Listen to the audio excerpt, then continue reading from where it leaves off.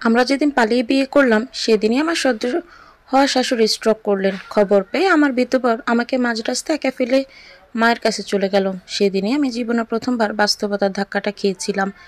কৈশোর বয়সে আহসানের সঙ্গে আমার প্রেমটা হয়েছিল আত্মীয়তার সূত্রে।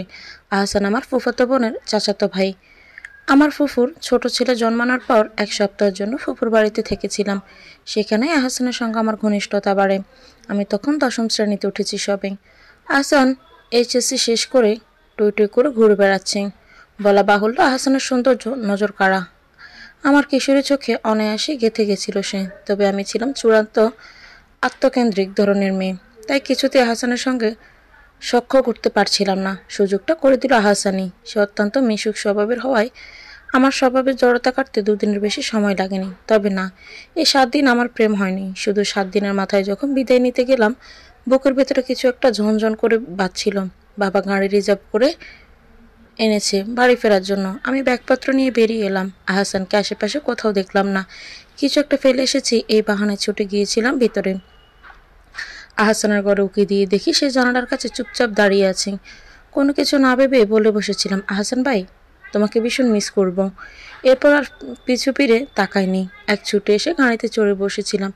সারাটি রাস্তা চোখের পানি লুকিয়েছিলাম কৌশলে। আমার বড় বোনটার গোয়েন্দা স্বভাব আছে। সে বোধহয় কিছু সন্দেহ করেছিল। বারবার খুঁচিয়ে বলছিল, বাব্বা মৌরি, তুই তো ফুফির বাড়ি আসতেই চাইতি না, এবার হঠাৎ ছেড়ে আসতে চাইছিস না, ঘটনা কি? কোনো ঘটনা নেই তোরি আপু। টুবাইয়ের জন্য মন কেমন করছে। টুবাই আবার ফুফির ছেলের নাম। আমি নামটা রেখেছি। নাম সিলেকশনের সময় যখন হুট করে নামটা বলেছিলাম, সবাই খুব হাসাহাসি করেছিল। একমাত্র আহসান বলেছিল নামটা তার পছন্দ হয়েছে। এভাবে ছোট ছোট ব্যবহার দিয়ে আহসান আমার বোকা মনটাতে বসত গড়েছিল। তৃতীয়বার আমাদের দেখা হলো প্রায় 5 মাস পরে। এই 5টি মাসের একটি রাতও এমন ছিল না যে আমি হাসানকে মনে করে ছটফট করিনি। এসএসসির আগে ফোন ব্যবহার পারমিশন ছিল না আমার। তার চেয়েও বড় কথা, হাসানের কোনো কন্ট্যাক্ট আমার কাছে ছিল না। ফুপির কাছে মা যখন ফোন করতো তখন উৎকণ্ঠ হয়ে থাকতাম আহসানের কণ্ঠ শুনতে। প্রতিবারই হতাশ হতাম। এর মাঝে হাসানের রেজাল্ট হলো। তাকে দেশে রাখবে না তার বাবা মা। আহসান বাইরে পড়তে যাওয়ার প্রস্তুতি আগে থেকেই নিচ্ছিল। কিছুদিন বাদে খবর পেলাম সে কানাডায় পড়তে যাবে। সেখানকার একটি স্বনামধন্য বিশ্ববিদ্যালয়ে চান্স পাওয়ার খুশিতে আমাদের দাওয়াত পড়ল ফুফির বাড়িতে। ফুফির যা অর্থাৎ আহসানের মা ভীষণ অহংকারী ও চতুর মানুষ। শো অফ করার অভ্যাস ওনার রন্ধ্রে রন্ধ্রে। আহসানের ভালো ফলাফলও বাইরে পড়তে যাওয়াটাকে তিনি চাঁদে যাওয়ার সঙ্গে তুলনা করে বসেছেন। আহসানের সঙ্গে দেখা করার জন্য প্রতিনিয়ত ছটফট করেছি ঠিক, কিন্তু যখন শুনলাম তার দেশে থাকার সময় কমের পর থেকে কেন জানি একটা শূন্যতা আমায় ঘিরে রাখলো। যেদিন আমি ফুফুর বাড়ির নাম উঠলে সবচেয়ে বেশি আগ্রহ দেখাতাম, সে আমি এবার এদের নিয়ন্ত্রণে গেলাম সবচেয়ে গোমরা মুখ নিয়ে। আহসানের সঙ্গে দেখা হলো একেবারে খাবার টেবিলে। তাকে দেখে বিষম খেলাম। 5 মাসের ব্যবধানে কি অপূর্বই না হয়েছে সে। মনে মনে কেন জানি ভয় কাজ করতে লাগলো। আচ্ছা, আহসান যদি আর না ফিরে, সে দেশে প্রেম বিয়ে সেরে ফেলে, করলেও অবাক হওয়ার কিছু থাকবে না। কিন্তু গোপনে একটা হৃদয় ভাঙা যন্ত্রণা তো থাকবেই, যা সম্পর্কে সকলেই অজ্ঞাত। এসব ভাবতে ভাবতে পালাওয়ার লোকমাটা মুখে তুলে ঝরঝর করে কেঁদে ফেললাম আমি। সকলে আমার কান্না দেখে হচকিয়ে গেল। একমাত্র আহসানকে দেখলাম আমার দিকে তাকিয়ে আলতো করে হাসলো। আমি বোধহয় সেই মুহূর্তে খুন হয়ে গিয়েছিলাম। আহসানের সঙ্গে আমার একান্ত কথা হয়েছিল সন্ধ্যায়। আহসান তার খয়েরি ঠোঁটে দুষ্টু হাসি ঝুলিয়ে বলেছিল, মরি, তুমি তখন কেঁদেছিলে কেন? আমি অপ্রস্তুত মুখে বলেছিলাম, কাঁদিনি তো। ঝালে চোখে পানি এসে পড়েছিল। আহসান ঝুঁকে এসে কণ্ঠ কাঁধে নামিয়ে বলে, জাল কোথায় লেগেছিল মনে? আমি চোখ বুজে নিয়েছিলাম। চোখে পানি এসেছিল পুনরায়। এরপর অনুভূতি নিয়ে আর কোনো রাগডাক ছিল না। সেই ক্ষণের আমি আমার জীবনের শ্রেষ্ঠ সময় ভেবে নিয়েছিলাম। আর ধরে নিয়েছিলাম ওর থেকে দূরে থাকলে বোধহয় মরেই যাব। হায় ভাগ্যের কি নির্মম পরিহাস! এরপর কতগুলো বছর ওকে ছাড়া দিব্যি বেঁচে আছি। আহসানের সঙ্গে আমার প্রেমের স্থায়িত্ব ছিল মাত্র 1 সপ্তাহ। ওর ফ্লাইটের আগে একটা সপ্তাহ আমি বহু কায়দা কানুন করে ফুফুর বাড়িতে রয়ে গিয়েছিলাম। অপলক বুদ্ধি, অপলক অনুভূতির জোয়ার উথাল পাতাল মন আমার। আহসানকে হারানোর ভয়ে কাটা হয়ে থাকতাম। যেন কত যুগ পুরনো প্রেম আমাদের। এমন সুরে বলতাম, তুমি তো দেশে গেলে আমায় ভুলেই যাবে। আহসান আমার হাত ধরে বলতো, তুমি আমার মনের মাঝেই থাকবে। ভোলার তো প্রশ্নই আসে না। আমার কেন জানি আহসানের কথা বিশ্বাস হতো না, কারণ ওর মেধা, যোগ্যতা, রূপের প্রতি মেয়েদের দৃষ্টি সদা তীক্ষ্ণ থাকতো। একদিন বড়দের আড্ডার কথাই উঠেছে। ফুফু বললেন, ছেলে দূরে পাঠাচ্ছেন ভাবি, যদি আর না ফেরে সাদা চামড়া বিয়ে করে বসত গড়ে ওদেশে। আহসানের মা তখন আত্মবিশ্বাসের সাথে বললেন, আমার ভাইয়ের মেয়েটা আরেকটু বড় হলে পানচিনি করিয়ে ফেলবো। রোজা তো পরের বছরে কানাডায় যাবে, ছুটিতে কাছাকাছি থাকলেন আমার আর চিন্তা নেই। রোজা আপু আমার চেয়ে 2 বছরের বড়, আহসান ভাইয়ের কাজিন। এই মেয়েটির প্রতি আহসান ও তার পরিবারের স্নেহ আমার মনে হুল ফোটাতো। সে দেখতে সুন্দরী, উচ্চবিত্ত পরিবারের মেধাবী মেয়ে। সেই থেকে আমার মাঝে অনিশ্চয়তা কাজ করতে থাকে। নিজেকে অযোগ্য ভেবে আহসানের থেকে অভিমানে সরে যেতে চেষ্টা করি। আহসান আমায় অবহেলা সহ্য করতে পারল না। সে যে আমার প্রতি লয়াল তার প্রমাণ করতে হুট করে দুজনের সিদ্ধান্ত নিলাম গোপন সম্পর্কে স্বীকৃতি দেব, যেন দূরে গেলেও একজন আরেকজনের থাকি। প্রসঙ্গত আমার বয়স তখন 16 এবং আহসানের 19। আহসানের ফ্লাইটের 7 দিন আগে আমরা লুকিয়ে বাড়ি থেকে বেরিয়ে গেলাম। বিয়ের ব্যবস্থা আহসানই করেছিল। আমি তখন আতঙ্ক উত্তেজনায় ঘরের মাঝে ছিলাম। বিয়েটা কিভাবে হয়েছিল কিংবা আদৌ হয়েছিল কিনা ঠিক মনে করতে পারি না। শুধু মনে আছে আহসান যখন বলল আমাদের কেউ আলাদা করতে পারবে না, তখনই বাড়ি থেকে ফোন আসে আর হাসান আমাকে একা ফেলে চলে যায়। এরপর ওর সঙ্গে আর দেখা হয়নি, কথাও না। সেদিন লুকিয়ে বাড়ি থেকে বের হবার ঘটনাও কেউ জানতো না। তবে সেই ঘটনার প্রভাব আমার উপর কতটা পড়েছিল তা যদি এক বাক্যে বলি, আমি এসএসসিতে ভয়ঙ্কর খারাপ ফলাফল করেছিলাম। আমার বান্ধবীরা যখন গোল্ডেন নিয়ে লাফালাফি করছে তখন আমি ঘরের কোনো মুখ লুকিয়ে কেঁদেছি। বাবা মায়ের বকা শুনেছি। সেই ধাক্কার পর থেকে নিজেকে পরিবর্তনের তাগিদ অনুভব করি। আবেগের পায়ে বেড়ি পরিয়ে দেই। তারপর পেরিয়ে গেল 5টি বছর। কলেজ জীবন পেরিয়ে বিশ্ববিদ্যালয়ের শেষ প্রান্তে পৌঁছে গেছি। জীবন নিয়ে অনেক বেশি সিরিয়াস, আত্মবিশ্বাসী, যোগ্যতা সম্পন্ন একজন নারী। রূপের দিক থেকেও নেহাত তুচ্ছ কেউ নই।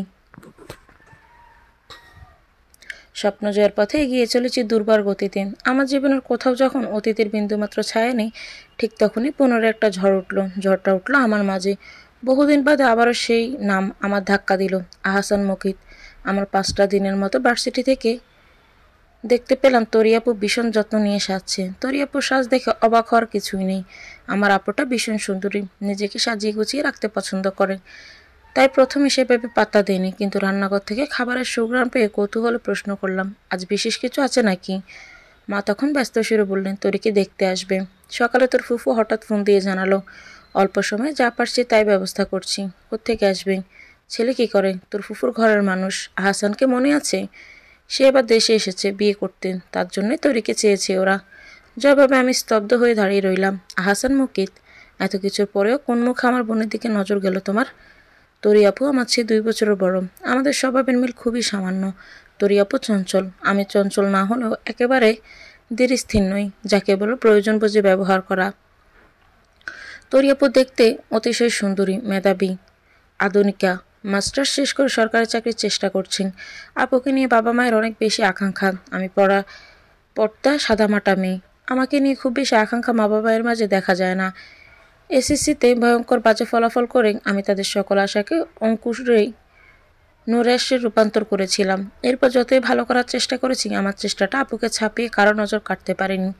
বিয়ের ক্ষেত্রে তরিয়াপুর চাহিদার লিস্ট ছিল রেলগাড়ির মতো। ফলে এর আগে বহু সম্বন্ধ আসলেও কোনোটাতেই তার মন বসেনি। এবার চিত্র ভিন্ন। আপুর হট পিঙ্ক লিপস্টিক মাখা ঠোঁটের হাসিটাই বলে দিচ্ছে পাত্রকে নিয়ে তার বেজায় আগ্রহ। কিন্তু আমার মনে যে বেজায় সংশয়। যে পুরুষের যোগ্যতার গুণে সকলে ধন্যি করছে, তার মেরুদণ্ডহীন রূপটা তো অল্প বয়সে দেখা হয়ে গেছে আমারই বোনের সঙ্গে তাকে আমি কিভাবে মেনে নিই? তবুও বিবেকের তীব্র উপস্থিতির এক ফাঁকে যতক্ষণ পর্যন্ত সামান্য পরিমাণে আবেগ তাজা ছিল ততক্ষণ ভাবতাম, অল্প বয়সের খামখেয়ালিপনায় দুজনেই ভুল করেছি। আহসান হয়তো পরপর ঘটনার আকস্মিকতায় ভয় পেয়ে গিয়েছিল, কিংবা বিয়ে করার সিদ্ধান্তটাই হঠকারিতা ছিল। পরবর্তীতে যখন ভয় কেটে যাবে অন্তত আমার সঙ্গে যোগাযোগ করবে।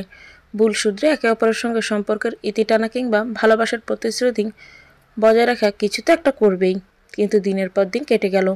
বাস্তবতার তীব্র পোষণে আমার মূর্খ আবেগটা মিলিয়ে গেল যেন। আর আজ সে আহসান কিনা চূড়ান্ত নির্লজ্জের মতো আমারই বড় বোনকে দেখতে আসি। একবার ভাবলাম আপুকে সব বলে দিই, কিন্তু আপু যদি বিশ্বাস না করে, প্রমাণ যে নেই, তাছাড়া আহসানও যে ঘটনা অস্বীকার করবে না তার কি নিশ্চয়তা। নিজেকে হেয় করার স্বাদ জাগলো না মনে। কিন্তু এই বিষয়ে বিয়ে হতে দেব না আমি। আহসানের মুখোমুখি হওয়ার প্রয়োজন অনুভব করলাম। দাঁতে দাঁত চেপে অপেক্ষায় থাকলাম আহসানের দেখা পেতে। বিকেল 4টে বাজে তখন। আমি সদ্য গোসল করে মাথায় গামছা পেঁচিয়ে নিচতলায় হাঁটাহাঁটি করছি। মা বলেছে বসার ঘরটা পরিপাটি করে রাখতে। আমি নামমাত্র গোছানোর ভান করেছিলাম। তখনই কলিং বেল বাজল। দৌড়ে গিয়ে দরজা খুলতে দেখলাম ফুফিরা এসে হাজির। এসেছে সব মেয়ে মহল। আমাকে নিরাশ করে স্বয়ং পাত্রে অনুপস্থিত। ফুফি আমাকে জড়িয়ে আপ্লুত সুরে বলল, তোকে কতদিন বাদে দেখলাম রে মরি। ছোটবেলায় ফুফির বাড়ি ছাড়া কিছুই বুঝতি না, আর এখন তো দেখাই পাওয়া যায় না। টুবাই কত কান্নাকাটি করে তোর জন্য, তাও যাস না। কিসের এত ব্যস্ততা তোর? আমি টুবাইকে আদর করার বাহানায় কথা এড়াবার চেষ্টা করলাম। তাতে পাত্তা না দিয়ে ফুফি আবার বলল, ফুফির প্রতি মায়া কম, তাই যাস না। বোনের শ্বশুর বাড়ি হলে ঠিকই যাবি। বিয়ে কি ঠিক করে ফেলেছ নাকি জিজ্ঞেস করলাম আমি। ফুফি বলল, দুই পক্ষে অপছন্দের কিছু আছে নাকি? পাত্রপাত্রী দুটিকেই আমি চিনি, সুতরাং বিয়ে হবে নিশ্চিত থাক। কিন্তু আমি তো শুনেছিলাম আহসান ভাইয়ের কাজিন রোজার সঙ্গে বিয়ে টিয়ে হবে। হলো না কেন? প্রশ্ন করার সঙ্গে সঙ্গে খেয়াল করলাম আহসানের মায়ের মুখটা কালো হয়ে গেছে। তিনি এসে থেকে আমাকে অদ্ভুত চোখে দেখছেন। খেয়াল করেছি ফুফিও দেখলাম কৌশলে প্রসঙ্গ এড়ালেন। এসব ছোটবেলা বাবা মায়েরা অনেক কিছুই ঠিক করে। সন্তান বড় হতে হতে পরিস্থিতিও বদলে যায়। কিন্তু আমি যে তাতে দমে যাওয়ার পাত্রী নই। আমার আপদ জীবন এখানে জড়িয়ে যাচ্ছে, তাও এমন ব্যক্তির সঙ্গে যার সাথে আমি অতীতে জড়িয়ে গিয়েছি। আমি জানি না অতীতে আমাদের বিয়েটা আদৌ সঠিক পন্থায় হয়েছিল কিনা। যদি নাও হয়ে থাকে, এমন এক চিটারের সঙ্গে আপুর বিয়ে আমি কিছুতেই হতে দেব না। কিন্তু নাটার গুরু কই? জিজ্ঞেস করলাম। তা আমার হবু দুলাভাই কোথায়? আহসান সবে দেশে এসেছে তো অফিসিয়ালি কাজে একটু ব্যস্ত আছে। বিয়ের যাবতীয় সিদ্ধান্ত আমাদের উপর ছেড়ে দিয়েছে। উত্তর আমার পছন্দ হলো না। আমার পছন্দ অপছন্দ নিয়ে কেউ বসেও রইল না। এক আসরে পাত্রী দেখা থেকে শুরু করে বিয়ের কথাও ফাইনাল হয়ে গেল। ফুফি ঘোষণা দিলেন সামনের শুক্রবার পারিবারিকভাবে তরিয়াপুর সাথে হাসানের আকদ হবে।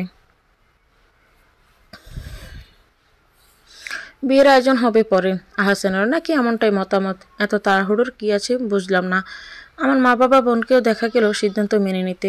অসহায়তার চোখে পানি চলে এলো আমার। ঠিক করলাম নিজেই যাব আহসানের কাছে। কিন্তু যাব বললেই তো আর যাওয়া হলো না। আহসান আমার ধরাছোঁয়ার বাইরে রয়ে গেল। আপুকে মাঝে মাঝে দেখি কার সঙ্গে যেন ফিসফিস করে কথা বলে। অনেক রাত অবধি কথার আওয়াজ পাওয়া যায়। সকালে জিজ্ঞেস করতে লাজুক হেসে বলল, আহসানের সঙ্গে কথা বলে। শুনে পায়ের রক্ত মাথায় উঠল। আহসানের মনে অতীত নিয়ে সামান্যতম অনুশোচনা বা আক্ষেপ নেই। কি করে আমার সঙ্গে মীমাংসায় না গিয়ে সে আপুর সঙ্গে রাতভর প্রেম করে বেড়ায়? এর মানে আমাকে পাত্তা দেওয়ার প্রয়োজন নেই।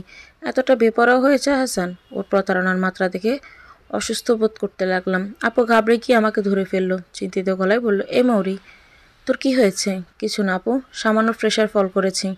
এই বয়সে এমন প্রেশার ফল করবে কেন? ঘরে গিয়ে শুয়ে থাক। আপু চলে যাচ্ছিল। আমি ডেকে বললাম, আপু আহসান ভাইয়ের নাম্বারটা আমায় দেওয়া যাবে? আপু ব্রুকুচকে বলল, তুই ওর নাম্বার দিয়ে কি করবি? এমনি হবুদুল্লা ভাইয়ের সঙ্গে পরিচিত হব। অনেক বছর হলো কথা হয় না তো, তাই। ও ব্যস্ত মানুষ, ফোনে কথা বলার প্রয়োজন নেই, সামনাসামনি দেখা করিস। আপু যেন এক প্রকার এড়িয়েই গেল বিষয়টা। দেখতে দেখতে গায়ে হলুদের রাত চলে এলো। আহসানের দ্বারা কাছেও পৌঁছাতে পারলাম না আমি। কারো মাধ্যমেও যোগাযোগ সম্ভব হলো না।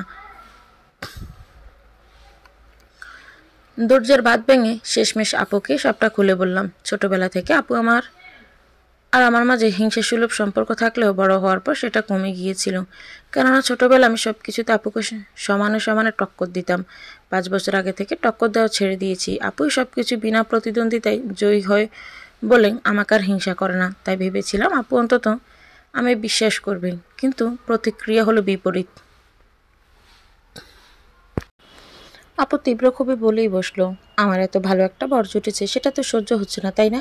ছোটবেলার মতো হিংসা করে কেড়ে নিতে চাইছিস, আবার মিথ্যে বিয়ের গল্প কাচ্ছিস। তোর পেটে এত শয়তানি? বিশ্বাস করো আপু, হাসান একটা প্রতারক, মেরুদণ্ডহীন পুরুষ। আমি ওকে আমার জীবনে চাই না। ওর দ্বারা তো আমার জীবন নষ্ট হোক সেটাও চাইছি না। আমি তোর আর একটা কথাও শুনতে ইচ্ছুক নই। এক্ষুনি আমার ঘর থেকে বেরিয়ে যা, নয়তো সবাইকে ডেকে ডেকে তোর কেচ্চা শোনাবো। কোনো দিক দিয়ে সুবিধা করতে না পেরে আমি হাল ছেড়ে দিলাম। পরের দিন দুপুরে যথারীতি ফুফুর বাড়ির সদস্যরা কাজে নিয়ে আমাদের বাড়িতে এলো। সাথে এলো সেই সুদর্শন প্রতারক, যাকে দেখে আমার শরীরের প্রতিটি লোমকূপ কাঁপছিল। কাল রাতেই মনে মনে প্রতিজ্ঞা করে ফেলেছি, আজ হাটে হাঁড়ি ভাঙবো, দুই পরিবারের সামনে হাসানের মুখোশ টেনে ছিঁড়বো। এতে আমার সম্মান যায় যাক, তবু ওকে ছাড়বো না। কিন্তু পরিস্থিতি বদলে গেল মুহূর্তেই। হঠাৎই সারা বাড়িতে খবর ছড়িয়ে পড়ল, তোরি আপুকে খুঁজে পাওয়া যাচ্ছে না। পার্লারে বসে আসতে গিয়ে আপু আর ফেরেনি। সকলের মুখে মুখে বাতাসের বেগে প্রবাহিত হলো আপু পালিয়েছে। কিন্তু আমি এই বিষয়টি কিছুতেই হজম করতে পারছি না। কার সঙ্গে পালাবে, কেনই বা পালাবে? আহসান তো আপুর পছন্দের মানুষ, সমীকরণ মিলছে না। তবে আপু যে আমার ভাগের সুখটুকু নিয়ে পালিয়েছে তা নিয়ে কোনো সন্দেহ রইল না। কেননা পাত্রী খুঁজে যখন সকলেই দিশেহারা, তখন স্বয়ং পাত্র মহাশয় সকলের খোঁজাখুঁজি স্থগিত করার নির্দেশ দিল। সঙ্গে আরও বলল, বিয়ে না করে এ আসর থেকে উঠবে না সে। আমি অবাক হয়ে সরাসরি তার চোখের দিকে তাকাতেই দেখলাম এত সব চিন্তিত মুখের মাঝে আহসান চিন্তাহীন মুখে বসে আছেন। ফুফু বললেন, পাত্রী না পেলে বিয়ে করবি কীভাবে? আহসানের মা গর্জে উঠে বললেন, এই মেয়েকে আমি আর ছেলের বউ করব না। এমন সময় সুর বদলালেন আমার ফুফা। আমার দিকে ঘাড় ঘুরিয়ে চেয়ে বললেন, দেশে কি মেয়ের অভাব যে তোরের জন্য আমাদের ছেলে বসে থাকবে? পাত্রী তো চোখের সামনেই আছেন। সে ইঙ্গিত বুঝতে উপস্থিত কারোই অসুবিধা হয়নি। বর বিয়ে করতে এসে অপমানিত হয়ে ফিরে যাবে, তা বরপক্ষে সহ্য হবে না। তার চেয়ে এক মেয়ের বিয়ের সবাই আরেক মেয়ের বলিদান হওয়াটাকে তারা সহজতর পন্থা মনে করে। সেখানে মেয়েটির অপমান কতটুকু তা নিয়ে ভাবার অবকাশ ওদের নেই। এক মেয়ের অপমানের শোধ আরেক মেয়ের দিয়ে পূরণ করবে তারা। অতঃপর বড় বোনের জায়গায় ধরে বেঁধে কবুল বেড়ানো হলো ছোট বোনকে। আমি সেদিন খুব কাঁদলাম। বিয়ে না করার বাহানায় সকলের সঙ্গে বেয়াদবি করলাম, কিন্তু আমার জেদকে কেউ আমলে নিল না। উল্টে বুঝ দেওয়া হলো হুট করে বিয়ে, যেহেতু মানিয়ে নিতে সময় লাগবে। মরে না হয় বাপের বাড়িতেই থাকবে আপাতত। আমার সেই মুহূর্তে সবাইকে চোখের বিষ মনে হলো। কারো কথাই সহ্য হচ্ছিল না। এক প্রতারককে বিয়ে করার বেদনায় নিজেকে চূড়ান্ত ব্যর্থ মানুষ মনে হচ্ছিল। তার চেয়ে আপুই ভালো কাজ করেছে, পালিয়ে বেঁচেছে। উফিরা চেয়েছিল আমাকে আজ সঙ্গে নিয়ে যাবে, কিন্তু বিয়ের কার্যাদি শেষ হবার সঙ্গে সঙ্গে আমি ঘরে এসে দরজায় খিল দিয়েছিলাম। অগত্যা আমাকে ছাড়া বরযাত্রী ফিরে গেছে, কিন্তু নিয়ম অনুযায়ী বাসরাত যাপনের জন্য আহসান আমাদের বাড়িতেই থেকে গেছে। ইচ্ছের বিরুদ্ধে বিয়ে দেওয়ার বাবা মা কেউই আমাকে কিছু বলতে পারছে না। অবশ্য এখানে বাবা মায়ের কিছু করারও ছিল না। আমার সব আত্মীয় সম্মানের ভয় দেখিয়ে তাদের কাবু করে ফেলেছিল। বুঝেছিল এখন আহসানের মতো ভালো পাত্র হাতছাড়া করলে পরে আমার বিয়ে দিতে বাবা মাকে বেগ পেতে হবে। বড় বোন পালিয়ে গেছে, এটার দুর্নাম আমার জীবনটাকেও ভোগাবে। সব দিক থেকে দিশেহারা বাবা মা তাই অসহায়ের মতো এদের কথা মেনে নিয়েছে। বাড়ি ফাঁকা হয়ে যাবার পর মা বেশ কয়েকবার এসে দরজা ধাক্কালো। যা কিছু ঘটে গেল তা নিয়ে আমাকে বুঝ দিতে চাইছিল, বেশ বুঝতে পারলাম। তবুও দরজা খুললাম না। একা একা মাঝরাত অব্দি কান্নাকাটি করলাম। এরপর সিদ্ধান্ত নিলাম জীবনটা নষ্ট হতে দেব না।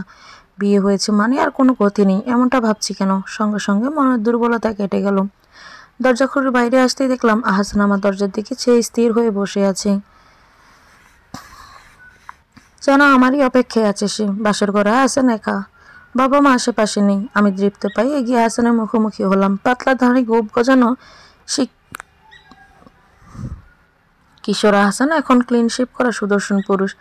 আগে তার চোখে যে নিষ্পাপ চাহনি দেখতে পেতাম, এখন সেটা নেই। দুর্বোধ্য দৃষ্টি। অবশ্য হবেই তো, যার মনে মনে শয়তানি তার চোখের বাসায় নিষ্পাপ হবে আশা করাও বোকামি। আমি আগে পিছিয়ে বাক্য ব্যয় না করে সরাসরি বললাম, দেখুন যা কিছু হয়ে গেছে তার একটা সুস্থ সমাধানে আসতে চাই আমি। এভাবে আসলে হয় না। আহসান আমার কথায় ফিরে জবাব দিল, এভাবে হয় না বলেই তো সঠিক পন্থায় সমাধান করে ফেললাম।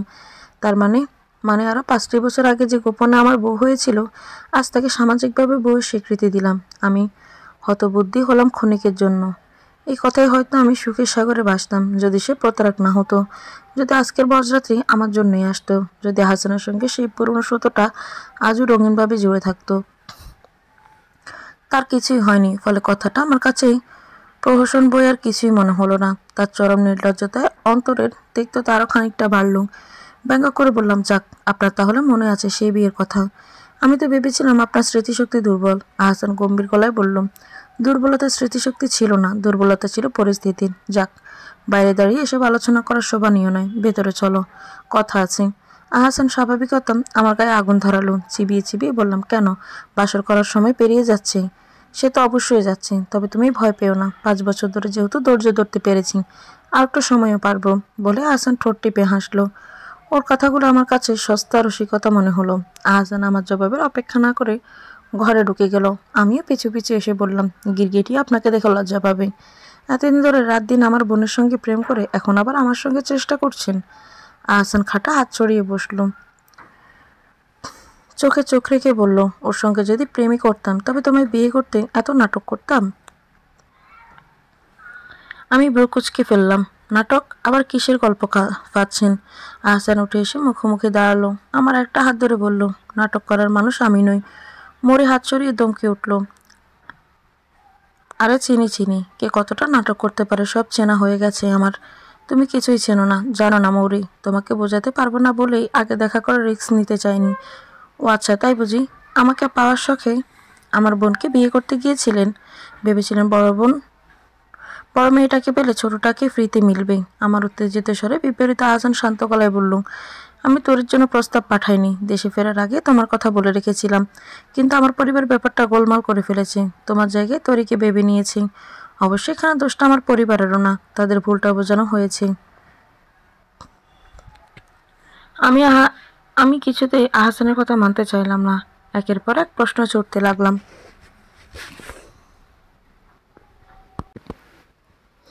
এখন এটা নিশ্চয়ই বলবেন না যে বিয়ের একদিন আগেও আপনি জানতে পারেননি পাত্রীটা তরি আপু। তখন কেন প্রতিবাদ করেননি? আর ধরে নিলাম জানতেনই না, তবুও আপনি ভাবলেন কি করে 5 বছর পর এসে উদয় হলে আমি আপনাকে মেনে নিব? আহসান গভীর চোখে চেয়ে বলল, তার জন্য তো আমাকে শুরু থেকে সবটা জানতে হবে। শুনবে? এরপর আমার সামনে উন্মোচিত হলো এক অজানা গল্প, যা আমার কল্পনারও বাইরে ছিল। আমি যেদিন আবেগের বশবর্তী হয়ে তোমায় বিয়ে করতে চাইলাম, সেদিনের মতো ভয় আর কোনোদিন পাইনি। হুট করে সিদ্ধান্তটা নিয়েই মনে হয়েছিল কাজটা ঠিক হচ্ছে না। আমাদের বয়সটাও পরিণত না, আর না তোমাকে আগলে রাখার যোগ্যতাটুকু হয়েছে। সদ্য এসএসসি পাশ করা, বাইরে পড়তে যাওয়ার প্রস্তুতি নেওয়া ছেলের বিচক্ষণতা কতটুকুই বা মজবুত। একবার ভাবলাম কথা ফিরিয়ে নেই, তারপর আবার তোমাকে হারানোর ভয় আর তোমার সামনে নিজেকে ভীত প্রমাণ করতে চাইনি বলে দুঃসাহসটা করেই বসলাম। অল্প বয়সের আবেগ বলো আর ভালোবাসা বলো, আমি সত্যি তুমি সারা জীবনের জন্য নিজের করে চেয়েছিলাম, কিন্তু আমার জন্য আরো বড় একটা ধাক্কা তখন অপেক্ষা করেছিল। বুঝতে পারিনি। কাজীকে ঘুষ দিয়ে বিয়ে সেরে ফেলার পরেই জানতে পারলাম মা স্ট্রোক করেছেন। স্ট্রোক করার কারণ আমার বাবা। অফিসের কলিগের সঙ্গে ওনার ঘনিষ্ঠতার প্রমাণ এসেছে মায়ের কাছে, যা তিনি সহ্য করতে পারেননি। ছেলে হিসেবে আমিও পারিনি। একদিকে বাবার অধপতন, অন্যদিকে মায়ের মুমূর্ষ অবস্থা। আমার মাথা কাজ করছিল না, তাই তোমাকে রেখে হাসপাতালে চলে যাই। বন্ধুকে বলেছিলাম তোমায় বাড়ি পৌঁছে দিতে, কিন্তু তুমি আমায় ভুল বুঝে একাই চলে গেছিলে। মায়ের একমাত্র সন্তান আমি। বাবার প্রতারণার পর আমাকে অবলম্বন করেছিল মা। তখন যদি তোমার সঙ্গে আমার গোপন বিয়ের খবর প্রকাশে আসতো, তাহলে হয়তো আরেকটা ধাক্কায় ওনাকে আমি বাঁচাতেই পারতাম না। তাই ভয়ে কিছুদিন তোমার সঙ্গে যোগাযোগ করিনি। পাছে মা সন্দেহ করে, পাছে কিছু প্রকাশ পেয়ে যায়। তাছাড়া তখন মাকে নিয়ে ছোটাছুটি ও বাবার সঙ্গে সমঝোতায় আমার মানসিক পরিস্থিতিও ছিল না তোমার সঙ্গে দুটো কথা বলে নিজের মনের অবস্থা জানাই। আমার সেটুকু বোধও ছিল না। তারপরে 1 সপ্তাহ বাদে আমার ফ্লাইট। সব দিক থেকে কোণঠাসা হয়ে পড়েছিলাম। বাবার গোপন অন্যায়টা আমি আর মা গোপনেই রেখেছিলাম। এমনকি একই বাড়িতে থাকা বাকি সদস্যরাও বুঝতে পারেনি। ভেবেছে আমি চলে যাব বলে। মা মানসিকভাবে ভেঙে পড়েছে। বাবা আমাদের কাছে ক্ষমা চেয়েছিল, নিজেকে শুধরে নিয়েছিল, তবে আগে সেই সম্মানটা আর ফেরত দিতে পারেনি।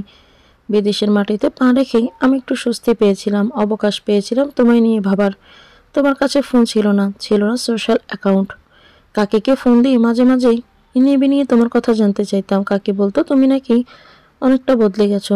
বদলটা তেমন তা বলতো না। এরপর বহু প্রচেষ্টার পর তোমার বড় বোন অর্থাৎ তোরের সঙ্গে যোগাযোগ করতে পারলাম। সোশ্যাল মিডিয়ায় আমাদের প্রায় কথা হতো। আমি তরিকে জানিয়েছিলাম তোমায় ভালোবাসি, তুমি আমায় ভালোবাসো, কিন্তু তরি সেটা ভালোভাবে নেয়নি। তোমার সঙ্গে কথা বলার জন্য অনেক রিকোয়েস্ট করতাম। তরি শুরুতে শুরুতে বলতো তুমি ব্যস্ত, তুমি ঘুমিয়েছ। এরপর থেকে বলতে লাগলো তুমি নাকি আমার সঙ্গে কথা বলতে চাও না, আমাকে ভুলে যেতে চাও। আমি নাকি তোমার করা আবেগের ভুল। এমনকি একটি ছেলের সঙ্গে তোমার ছবি দেখিয়ে বলেছিল তুমি মুভ অন করেছো। ছেলেটি তোমার সহপাঠী বন্ধু ছিল। আমি শুরুতে বিশ্বাস করতে চাইতাম না, কিন্তু অন্য ছেলের সঙ্গে দেখলে মাথা ঠিক থাকতো না। রেগে মেগে আর তোমার খোঁজ নিতাম না, নিজেকে বোঝাতাম ওটা আমারও আবেগের ভুল ছিল। সময় যেতে লাগলো, কিন্তু তোমাকে আমি ভুলতে পারতাম না। দূর দেশে একাকী তুমি ভাবতে ভাবতে দিন যেন অনুভূতি আরো তীব্র হয়। তোরে কিন্তু আমাকে নিয়মিত মেসেজ করতো। আমার প্রতি ওর আকর্ষণ ছিল সেটা বেশ বুঝতে পারতাম। পাত্তা দিতাম না। আমার আগ্রহ ছিল তুমি কি করছো না করছো সেসবের প্রতি। একসময় সত্যি আবিষ্কার করলাম আমার প্রতি তোমার কোনো আগ্রহ নেই। খুব জেদ হতো তখন।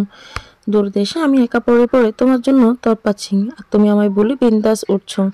এদিকে আমার মা কাজিন রোজার সঙ্গে আমার একটা স্থায়ী সম্পর্ক তৈরি করার আগ্রহ দেখাচ্ছিল।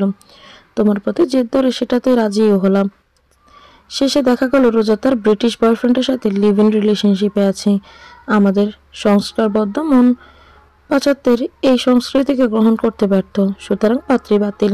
আবারও আমার মন মস্তিষ্কে তুমি গেঁথে রইলেন, কিন্তু সেটা জেদ হয়ে। তোমায় আমি স্টক করতাম নিয়মিত, জেদটা বাড়তো বই কমতো না। কি করে আমায় ভুলে যেতে পারলে তুমি? মা বিয়ের জন্য এবার জোরাজুরি শুরু করলেন। আমি নিজের ইগোটা সাইডে রেখে তোমার সম্পর্কে আরেকটু স্টাডি করলাম। জানতে পারলাম তুমি কোনো রিলেশনশিপে নেই। নিজেকে বোঝালাম আমায় হয়তো ভুলে গেছো, কিন্তু অন্যের তো হওনি। আমি না হয় দেখি শেষ চেষ্টা করে।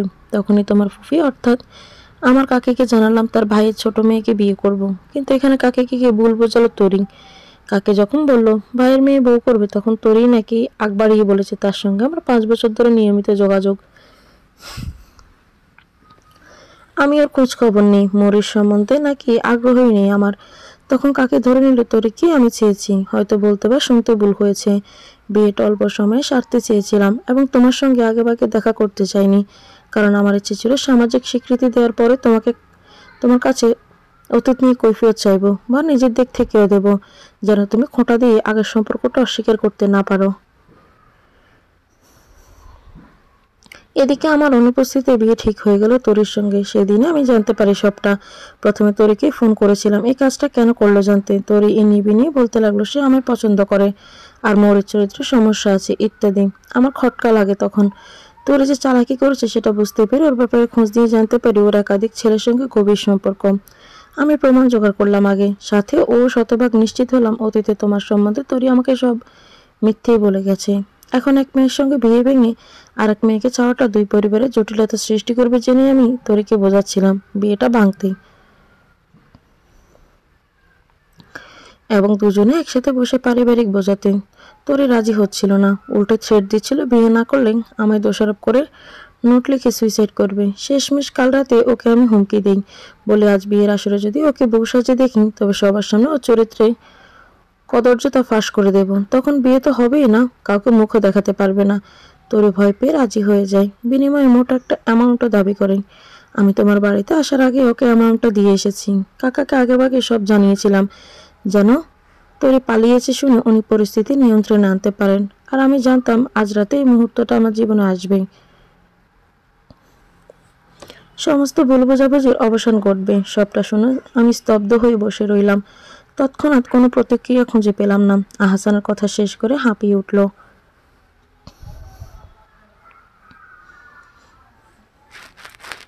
আমার হাতটা পরম আদরে টেনে নিয়ে বলল তোমাকে আমি আজও ভালোবাসি মরিফুল। তখনই দরজার সজোরে করাঘাত পড়তে লাগলো। ছুটে গিয়ে দরজা খুলতে মা বললেন পাশের অঞ্চলে ব্রিজের নিচে এক নারীর মৃতদেহ পাওয়া গেছে। মরদেহের সঙ্গে থাকা ফোন থেকে মাত্রই কল করে সে খবর জানানো হয়েছে। কথাটা বলে মা তরিয়াপুর নাম করতে করতে জ্ঞান হারালেন। চাঞ্চল্য জড়ো হওয়া বিধ্বস্ত। আমার রাত 3টায় পৌঁছেছিলাম সেই ব্রিজের কাছে, কিন্তু কি কাউকে পাইনি। যে লোক ফোন করেছিল তাকে পুনরায় কল করা হলে জানালো পুলিশ এসে লাশ নিয়ে মর্গে গেছে। বাবা মায়ের শক্তি কিংবা মনোবল ছিল না ছোটাছুটি করা। তাদের বাড়িতে রেখে আমি আর আহসান বেরিয়ে যাই মর্গের উদ্দেশ্যে। যাওয়ার পথে বারবার বলেছিলাম আমার বোনের কিছু হলে সেই দায় আপনি এড়াতে পারবেন না আহসান। আহসান আমার অভিযোগের বিপরীতে কিছু বলতে পারেনি। আমরা মর্গে গেলাম 4:45টার দিকে। আহসান কার সঙ্গে যেন কথায় যোগাযোগ করলো। এরপর একজন দায়িত্ববান পুলিশ উপস্থিতিতে আমার মর্গে প্রবেশ করলাম। গা গলানো গন্ধ ও স্বল্প আলোয় মর্গে 3টে লাশ দেখতে পেলাম। 1 ঘন্টা আগে লাশটা সাদা কাপড় সরাতে ভয়ে চিৎকার করে উঠলাম আমি। কি বিভৎস করে মেরেছে, মুখটা পর্যন্ত ছেনা যাচ্ছে না। মুখ চেপে বাইরে এসে বমি করে ফেললাম। আহসান আমায় মাথা চেপে ধরছিল তখন। নিজের উপর নিয়ন্ত্রণ এনে দায়িত্বরত পুলিশের এসআইকে জানালাম উনি আমার আপু নন। Are you sure? হ্যাঁ, কারণ গতকাল বিয়ে উপলক্ষে আপু 2 হাত ভরে মেহেদি পরেছিল।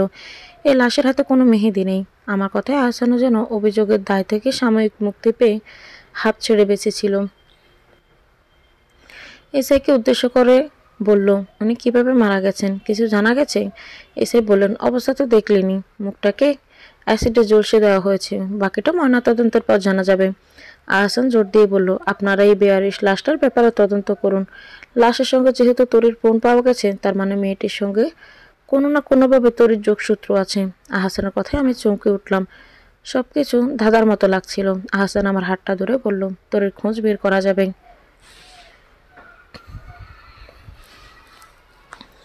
এখন বাড়ি গিয়ে বাবা মাকে খবরটা জানাতে হবে। ওনারা হয়তো অতিরিক্ত চিন্তায় অসুস্থ হয়ে পড়েছেন। তরির ওপর লাপাত্তা হওয়ার পৃথিবীর কোথাও কিছু থেমে থাকেনি, সব রোজকার নিয়মে চলছে। শুধু থমকে গেছে বাবা মায়ের হাসি এবং আমার আহসানের সম্পর্কটা। আমাকে বাড়ি পৌঁছে দিয়ে আহসান সকলেই নিজের বাড়ি চলে গিয়েছিল। এরপর প্রতিদিনই একবার করে আসি, আমার খোঁজ নেয়। বাবা আমাকে আশ্বাস দিয়ে বলে তরির খবর জোগাড় করে আনবে, কিন্তু রাতে এখানে থাকে না, আমিও থাকতে বলি না। ফুফি বারবার আমাকে শ্বশুরবাড়ি যাওয়ার জন্য বললেও আহসান এ নিয়ে কিছু বলে না। বাবা মা আমার ওপর মহাবিরক্ত, কিন্তু জোর করে বিয়ে দিয়েছেন মনে করে কিছুই বলতে পারেন না। আহসান যে প্রতিদিন এসে শুধু খোঁজ খবর নিয়ে চলে যায় তা নয়। আজ বিকেলের কথাই বলা যাক। দুপুরে খেয়ে দিয়ে ভাত ঘুম দিয়েছি। ঘুম ভাঙতে দেখে আহসান আমার পায়ের কাছে বসা, ওর একটা হাত আমার পায়ের আঙুল ধরে আস্তে আস্তে টানছে। আমি ঘুম ভেঙে লাফিয়ে উঠতে এসে হেসে বলল, 5 বছরে তোমার ঘুমের ধরন একটু বদলায়নি দেখছি, এখনো হাঁ করে ঘুমাও। লজ্জা পেলাম কিছুটা, তেতে উঠে বললাম, কারো ঘরে ঢুকে নক করতে হয়, জানেন না যে কেউ আর বউ তো এক না। তোমার হাত পায়ের গড়ন কিন্তু একই আছে, চিকন লম্বা আঙুল, উজ্জ্বল থেকে বড় বড় পশমগুলো আরো সুন্দর দেখাচ্ছে। আমি তড়িঘড়ি হাঁটুর কাছে উঠে আসা পাজামাটা নামিয়ে নিলাম। এই লোক কি আমার ঘুমের সুযোগে এভাবে খুঁটিয়ে খুঁটিয়ে দেখেছে?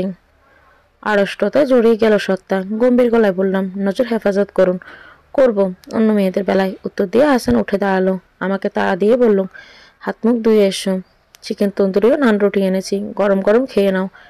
এরপর এক জায়গায় নিয়ে যাব। কোথায়? গুরুত্বপূর্ণ, গেলে জানতে পারবে। আহসান আমায় নিয়ে গেল থানায়। এসআই থেকে জানতে পারলাম সেই বেওয়ারিশ লাশের খবর। মেয়েটির নাম চাপা, বাড়ি লালমনিরহাট। ঢাকায় থেকে মেয়েটি পড়াশোনা করত, পাশাপাশি পার্ট টাইম জব করে বাড়িতে ভালো একটা অ্যামাউন্টের টাকা পাঠাতো। কিন্তু পার্ট টাইম জব করে নিজের খরচ সামলে বাড়িতে এত টাকা কি করে দেয়, সেখানে খটকা লাগে। চাপার লাশ শনাক্ত করেছিল তার ক্লাসমেটরা। ওদের কাছে চাপার সম্পর্ক ব্যক্তিগত তথ্য পাওয়া না গেলেও এটুকু জানা যায় চাপা একটি কসমেটিক ব্র্যান্ডের ডিলার হিসেবে কাজ করত। মেয়েদেরকে সেই ব্র্যান্ডের প্রোডাক্ট কেনার জন্য বিভিন্নভাবে আকর্ষণ ও প্রচারণা করত। এছাড়া মেয়েটি কারোর সঙ্গে বিশেষ মিশত না। চাপার সহপাঠীদের কাছ থেকে পাওয়া ফোন নাম্বারটি নিয়ে অনুসন্ধান চালিয়ে মৃত্যুর কয়েক ঘন্টা আগে যে ফোন নাম্বারটির সঙ্গে কথোপকথন হয় সেই শনাক্ত করা হয়। কাকতালীয়ভাবে তরির ফোন থেকে সেই নাম্বারে শেষবার যোগাযোগ করা হয়েছে। অর্থাৎ দুটি মেয়ের সঙ্গে লোকটির যোগসূত্র আছে। অনুসন্ধান করে জানা যায় সেই নাম্বারটি কসমেটিক ব্র্যান্ডের মালিক কায়সারের। মালিকের সঙ্গে চাপার বেশ সখ্যতা ছিল। সখ্যতা এমন পর্যায়ে গিয়েছিল যে প্রায় কায়সারের বাগান বাড়িতে দেখা যেত চাপাকে। পরবর্তীতে মেয়েটি অন্তঃসত্ত্বা হলে সন্তানের অধিকার দাবি করে। স্বাভাবিকভাবে তথাকথিত প্রেমিকতা দিতে অস্বীকার করে। চাপাও সবাইকে জানিয়ে দেওয়ার হুমকি দিতে থাকেন। এদিকে কায়সারের প্রেমিক ছিল তরি। কথা ছিল খুব শীঘ্রই তরিকে বিয়ে করবে কায়সার। প্রায় গভীর ভালোবাসা ভাসিয়ে হতো তাদের। চাপা মেয়েটার চাকরিতে আসার পর কায়সারের সঙ্গে সক্ষণই সন্দেহ হতো। এক পর্যায়ে সন্দেহ সত্যি প্রমাণিত হলো। কায়সারের উপর থেকে তরির বিশ্বাস টলে যায়। এমন সময় আহসান নামে কানে আসে তরির। আহসানের সুদর্শনতা ও যোগ্যতায় সদাপ্রলোভ তরি ভাবে কায়সারের চেয়ে আহসান বেটার অপশন হতে পারে। তখন সে বোনকে সরিয়ে নিয়ে নিজের প্রতিষ্ঠা করতে চায়, কিন্তু আহসানের বিচক্ষণতার কাছে সহজেই ধরা পড়ে যায়। তরির সবকুল হারিয়ে যখন ডুবে যাওয়ার পথে, তখন কায়সারকে পুনরায় অবলম্বন করতে চাইল, কেননা কায়সারের সঙ্গে তার সম্পর্ক মাত্রাধিক গভীর ছিল। পাশাপাশি কায়সারের বিত্তশালী জীবনযাপনের প্রতি লালসাও ছিল। কায়সার ও তরির লালস্য মতো হাবুডুবু খেত সর্বদা। সে কায়সারকে চাপ দিতে লাগলো চাপার ঝামেলার উপরে ফেলে বিয়ে করে নিতে। কায়সার তরির উপর দুর্বল ছিল, বিয়ে করার ইচ্ছেও রেখেছিল বলে এক কথায় রাজি হয়ে যায়। এদিকে তরিও সুযোগ বুঝে হাসানের কাছ থেকে টাকা হাতিয়ে নেয়। এরপর তরিও কায়সার মিলে বুদ্ধি করে কিভাবে চাপা নামক কাটাকে উপড়ে ফেলবে। আপোষে মানতে রাজি ছিল না চাপা। টাকার লোভে গর্ভপাত করতে চায়নি, নিজের স্ক্যান্ডাল ঢাকতে। তাই সর্বশেষ পন্থা হিসেবে অ্যাসিডে পুড়িয়ে চাপাকে মেরে ফেলতে চায় কায়সার। চাপা বাঁচতে চেয়েছিল। হত্যাকারীর সঙ্গে ধস্তাধস্তির আলামত পাওয়া গেছে, গর্ভের সন্তানের প্রমাণও মিলেছে। কায়সারকে গ্রেপ্তার করার পর সে সবটা স্বীকার করে নিয়েছে, কিন্তু তরিকে খুঁজে পাওয়া যায়নি। চূড়ান্ত দুরন্তর মেয়েটি কি করে যেন পুলিশকে পাকে দিয়ে পালিয়ে গেছে। আহসান জিজ্ঞেস করলো, তরির ফোনটা ওটা লাশের কাছে কি করে মিলল? লাশ ফেলে যাওয়ার সময় হয়তো কোনোভাবে পড়ে গিয়েছিল। তরি সরাসরি একটা হত্যাকাণ্ডের সাথে জড়িত ছিল। এসআইয়ের কাছে সব শুনে নির্বাক হয়ে রইলাম আমি। আমার তরি আপু একটা হত্যাকাণ্ডের সঙ্গে জড়িত শুধু নিজের স্বার্থের জন্য? আচমকা সেই রাতে মর্গের ঝলসানো দেহটির চেহারা আমার চোখের সামনে ভেসে উঠল। প্রেশার লো হয়ে জ্ঞান হারালাম। এরপর থেকেও বহু রাত সেই ঝলসানো নারীটি আমাকে রাতে ঘুমোতে দেয়নি। আপুর নির্মমতার চিহ্ন আমার শাস্তি কেড়ে নিয়েছিল, আর অন্যদিকে শান্তি ফিরিয়ে দেওয়ার দায়িত্ব আহসান নিজে কাঁধে তুলে নিয়েছিল। আহসান দিন দিন আমার কাছে তীব্র থেকে তীব্র আকর্ষণ হয়ে উঠল। কৈশোরে সে ছিল শুধুই সুদর্শন, মনে লাগা এক পুরুষ। যৌবনে এসে পুরুষটির দায়িত্বশীল করতে পারার নাই শীতল। অবশ্য আরও একটা রূপ প্রকট, প্রেমিক রূপ। এই যে পাশে বসে আমার একটা হাত মুঠোয় ধরে সন্দেহ আবদার রাখলো, তা ফেরানোর মতো পাষণ্ড আমি হতে পারিনি। ওর হাত ধরে শ্বশুর বাড়ি এসেছি, তবু আমাদের মাঝে কিছু জড়তা ছিল। বহুদিন ফেলে রাখলে দেওয়ালের শ্যাওলা জমে, লোহাতেও ঝং ধরে। আমাদের মনে অস্বস্তি কিছু ধুলো পড়েছিল। আমাদের না বলেন আমায় বললে বোধহয় বেশি ভালো হয়, কেননা হাসানের দিক থেকে আমি সবসময় একটা নীরব আশকারা পেতাম। এখন বিছানায় শুলেও শুরুতে এক কম্বলের নিচে আসতে চাইতাম না, কিন্তু সকালে উঠে দেখতাম দুজনে একই কম্বলের নিচে গুটিসুটি হয়ে ঘুমোচ্ছি। আমি প্রশ্ন করার আগে সে ঘুম থেকে উঠতে উঠতে গম্ভীর গলায় বলল, জেগে থাকা অবস্থায় কম্বল চাই না, অথচ ঘুমলে পুরো একটা কম্বল দখল করে নাও। বেচারা আমি শীতে কাতরাতে কাতরাতে টানাটানি করে অল্প একটু উষ্ণতা পাই। আমি লজ্জা পেয়ে যাই। সত্যি কি ঘুমের মাঝে কম্বল নিয়ে টানাটানি করি আমি? কে জানে। তবে এর ফলে একে অপরের স্পর্শে আসা হতো আমাদের। এরই মাঝে আমার কিছু সমস্যা প্রকট হচ্ছিল। এমনিতে তরিয়া পর একের পর এক অপকর্ম আমার মানসিক শান্তি কেড়ে নিয়েছিল।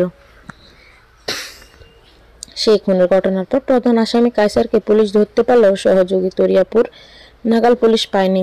আমার অতি চালাক আপু তাদের চোখে ধুলো দিয়ে নিরাপদে পালিয়ে যেতে পেরেছিল। সাথে নিয়ে গিয়েছিল আমার মানসিক শান্তি। সমস্যার উৎপত্তি হয়েছিল আপুর অপকর্ম জানার পর থেকে। প্রায় ঘুমের মাঝে দুঃস্বপ্ন দেখে জেগে উঠতাম।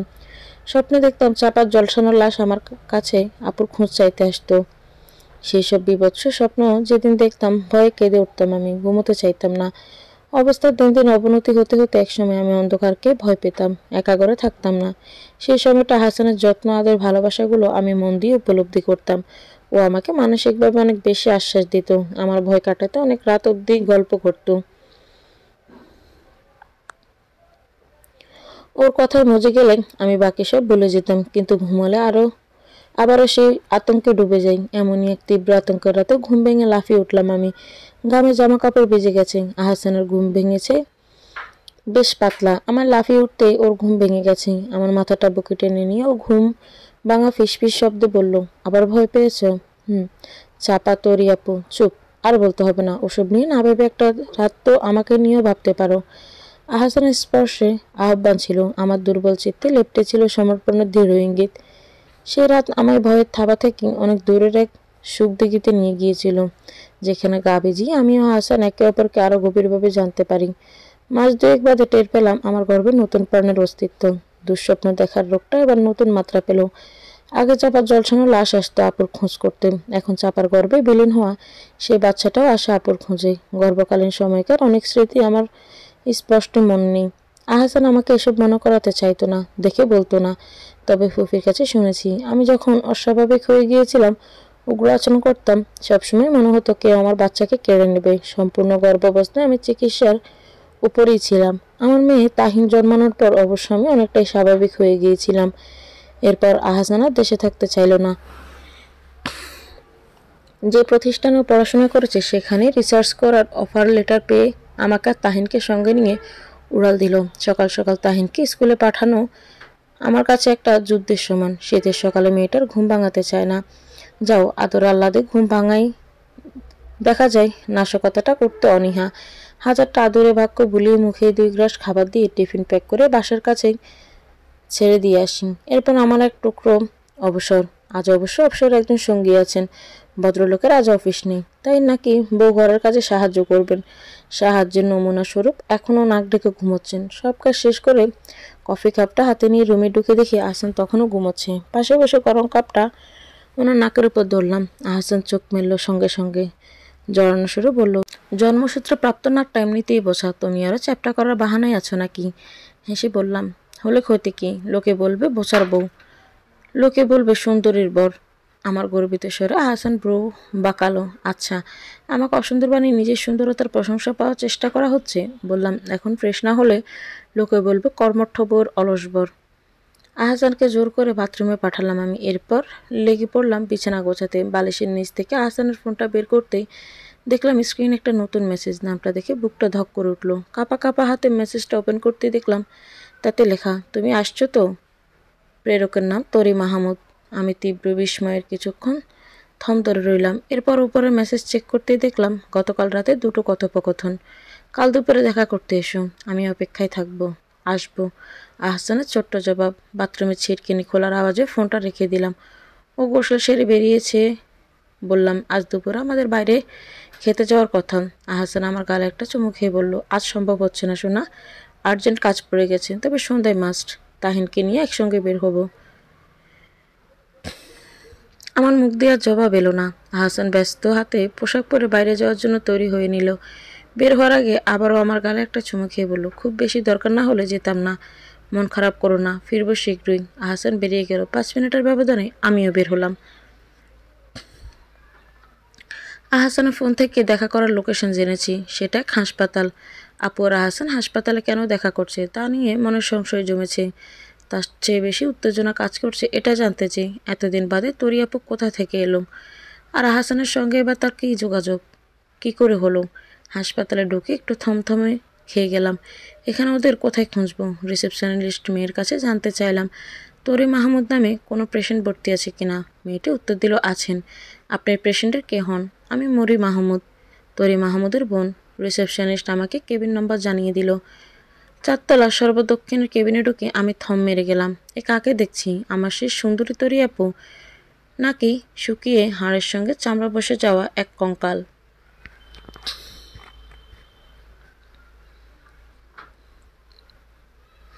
আহসান আমার দিকে পিঠ দিয়ে বসেছিল। তরিয়াপুর হতভম্ব দৃষ্টি অনুসরণ করে আমায় দেখতে পেয়ে অপ্রস্তুত হয়ে গেল। আমি কেবিনে ঢুকে সবার আগে জিজ্ঞেস করলাম, আপুর কি হয়েছে? তরিয়াপু মুখ ডেকে কেঁদে উঠল। আহসান রাগটাগ করার অবকাশ না পেয়ে সত্যিটা জানতে বাধ্য হলো।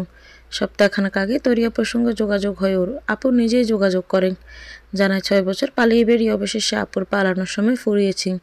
উদ্যম জীবনের ফলস্বরূপ 5 বছর ধরে আপুর দেহে HIV ভাইরাস বাসা বেঁধেছিল। এতগুলো বছর দুঃখে দুঃখে অবশেষে ডাক্তার জানিয়েছে আপুর সময়কাল ক্ষীণ। বিদেশে উন্নত চিকিৎসার জন্য যাওয়ার অবস্থা ছিল না, কেননা পুলিশের খাতায় আপুর নাম আছে। দেশি লুকিয়ে যেহেতু সম্ভব চিকিৎসা করতে পেরেছে, এখন সেটাও অকার্যকর হয় আপু দিশেহারা হয়ে গেছে। কাইসারের কাছ থেকে পালিয়ে আপুর নিজের অন্যান্য সৌন্দর্য দিয়ে একজন কুখ্যাত সন্ত্রাসের গার্লফ্রেন্ড হয়ে গিয়েছিল এতদিন। লোকটির রাজনৈতিক প্রভাব থাকে আপুকে ঝামেলায় পড়তে হয়নি। আপু লোকটির কাছে নিজের অসুখের ব্যাপার লুকিয়েছিল, কিন্তু 1 বছর আগে সেই লোকে অনিরাময় রোগের কথা জানতে পেরে আপুকে তাড়িয়ে দিয়েছে। এখন আপুর সব কুল হারিয়ে দিশেহারা অবস্থা। বাবা মায়ের কাছে ফিরে যাওয়ার মুখ নেই, আমার সামনে দাঁড়ানোর মুখ নেই। তাই আহসানকেই ডেকেছিল সাহায্যের জন্য, কিন্তু আহসান নিজের অপারগতা জানিয়ে দিয়েছে। আপু তবুও মানতে চাইছিল না বলে আহসান আজ দেখা করতে এসেছে। আমি হাসানকে নিজের চেয়ে বেশি বিশ্বাস করি, তাই অতীতের মতো চোখে না দেখে কানে না শুনে নিজের মতো কিছু ভেবে নেইনি বা মনের মাঝে কোনো হীন চিন্তা দেইনি। আমি দুর্বল পায়ে হেঁটে আপুর পাশে বসলাম। ঝাপসা চোখে দেখলাম আপুর বেঁচে থাকার আহাজারি। মরি, আমি বাঁচতে চাই, আমাকে তোরা বাঁচা। হুট করে চোখের সামনে ভেসে উঠল চাপা সেই জলসানো দেহটি। ভেজা গলায় ফিসফিস করে বললাম, চাপাকে মনে আছে আপু? সে ওইভাবে আমার স্বপ্নে এসে বেঁচে থাকার আকুলতা প্রকাশ করত। আপুর আকুলতা অনুতপ্ত কান্নায় ভেগ গেল। আমি যেন ওর মাঝে চাপাকে দেখতে পেলাম। মনে হলো সেই দুঃস্বপ্নগুলো আমায় আজ হালকা করে দূর হয়ে যাচ্ছে।